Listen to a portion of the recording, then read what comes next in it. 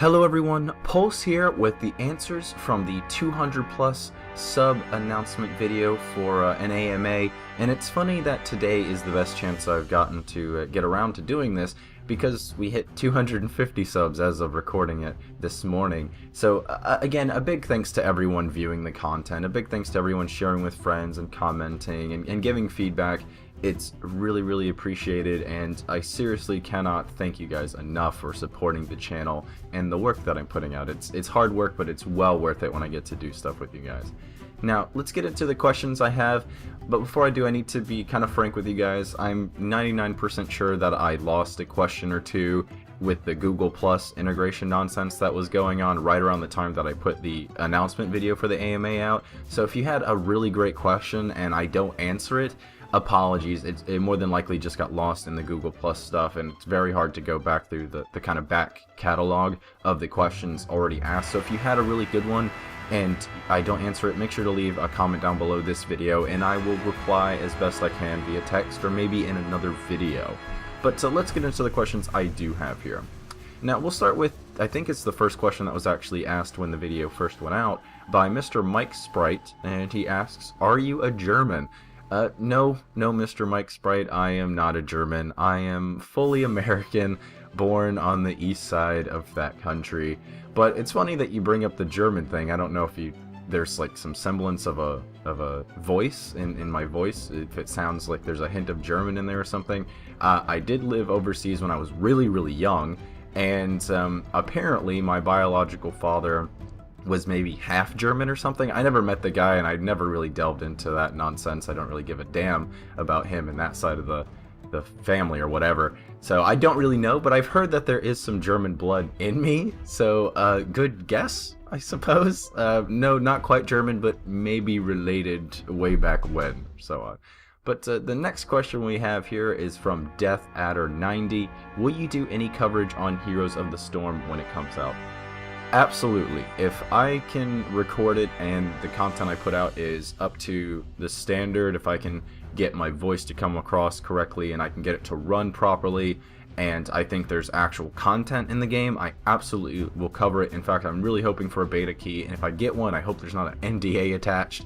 I absolutely want to cover the game. I've kind of put my thoughts out there, my apprehensions towards the title and its ability to have staying power, but I'm still really interested in what the title can actually do in the MOBA space. So I will be giving it coverage and content as best I can when I get a beta key or when the full game comes out. So definitely look forward to some Heroes of the Storm on the channel going forward.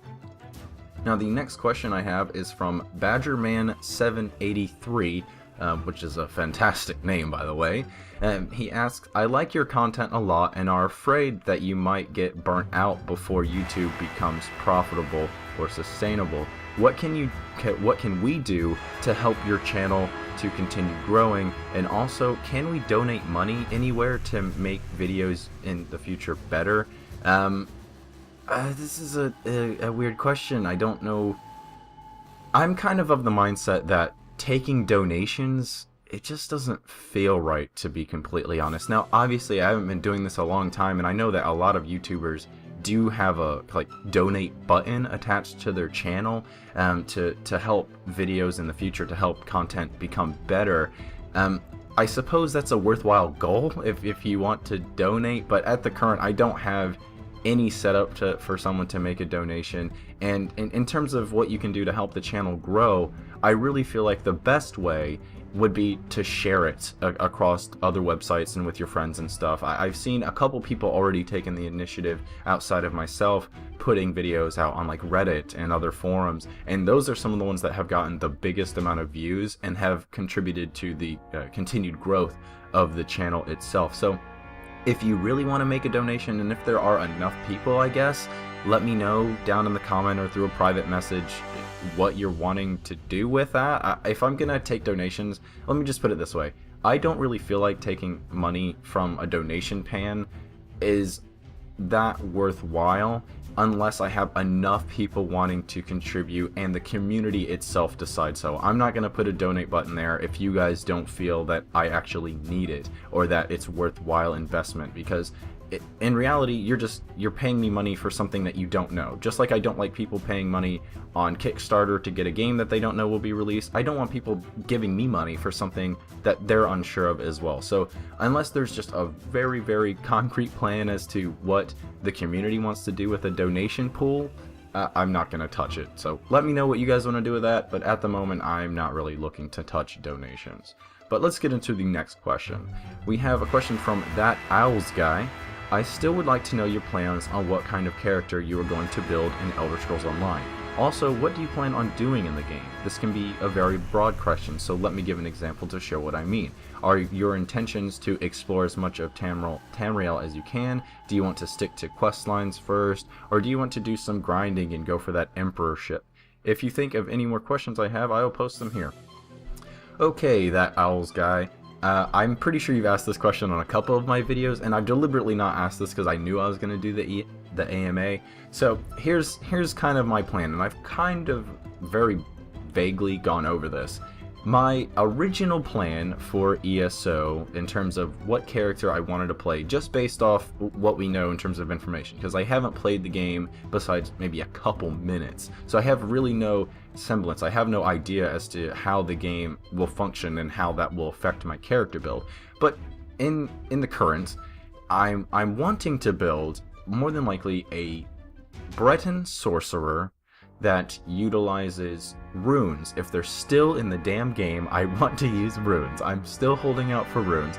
If runes are not in the game, then I will probably fall back on the idea prior to knowing about runes, which was the sorcerer with a two-handed sword, more than likely, and building my character around having a mobile build, a mobile playstyle, so that I could run around and nail people with some magic while cleaving their head off. The idea was that I could be this kind of mobile mage character that is in the light and medium armors, so I'm zooming around the battlefield, but I can still do a ton of damage up in your face. Kind of a high risk, high reward play. I'm very much a fan of that kind of stuff. Very squishy, and it's all up to me to get out of the way. I can't take hits to the face, but I will blow you up so quick. That's the kind of characters I usually like to play in my MMO, in my RPGs in general. I usually don't like to be the guy that stacks health. I never have. I've always liked the high burst damage. You hit me in the face one time, I crumble, but if you don't hit me, you're done. That's really the kind of character I want to do. Now, in terms of my intentions with ESO and what I want to do in the game, as I've mentioned before, I am a hardcore raider at heart. Now, I haven't done any raiding of any like hardcore capacity at all in a really long time, and I absolutely miss it, to be completely honest. I really miss having the hardcore and the difficult encounters. Kind of along the same lines as high risk, high reward, I really like to have the difficulty in my face when it comes to MMOs. I really do, and the raid environment really provides that, especially in a group. I don't know, I'm just a sucker for that and the camaraderie that comes along with that, but you guys probably have picked that up through my other videos. Now, for the content, probably what I'm going to do, it really depends on how the questing structure works, but more than likely, if the story is engaging, I will do my very best not to skip the quest text and the talking.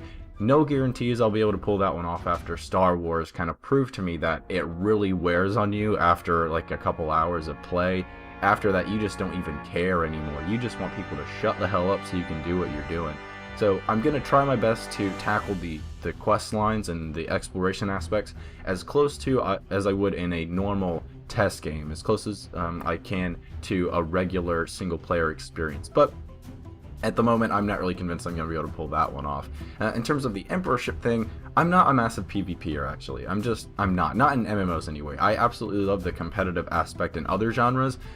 Besides fighting games, I absolutely suck at fighting games, but you guys probably know that if you watched the interview I did with Crowmar a while back. I suck at fighting games. But besides that genre, really, I like the competitive aspect besides MMOs, really. I like to kick some ass, as it is. But yeah, I think that wraps up that question. Pretty sure. If I flubbed it up, let me know. But the next question we have here is from IMELKAYMLK, I guess. I would like to hear about how you got started with PC gaming. Also, what is your job and how does it correlate with your YouTube channel? Does YouTube get in the way of work and vice versa? Now, for the PC gaming thing, I kind of grew up in that period of time where the Xbox 360 was like the go-to bro group console. That was the thing to do. And I was playing consoles a lot. I grew up as a console kid for sure. But then in high school, I really got attached to G4 when that was still a thing. And I don't know if you guys remember the show Cheat, with Kirsten Adams, I think her name is now. And she used to do that show Cheat, and there was a lot of episodes I used to see like early in the mornings sometimes, or I'd come home from school and it would be the only thing on, and I would watch it, and there would be some episodes about World of Warcraft vanilla way back then, and some EverQuest as well. EverQuest really got me excited for trying PC games, and it just so happens that one of the people I hang out with at school at the time was big into both the console games, but he actually had this kind of secret like hideaway thing where he would play the PC games. He never talked to it about anybody, and it just so happens one time that I like ventured over to his house to hang out, he kind of just revealed it like, oh yeah, I'm playing World of Warcraft, and it was just like, oh, holy shit, I get to see this game I've witnessed for so long.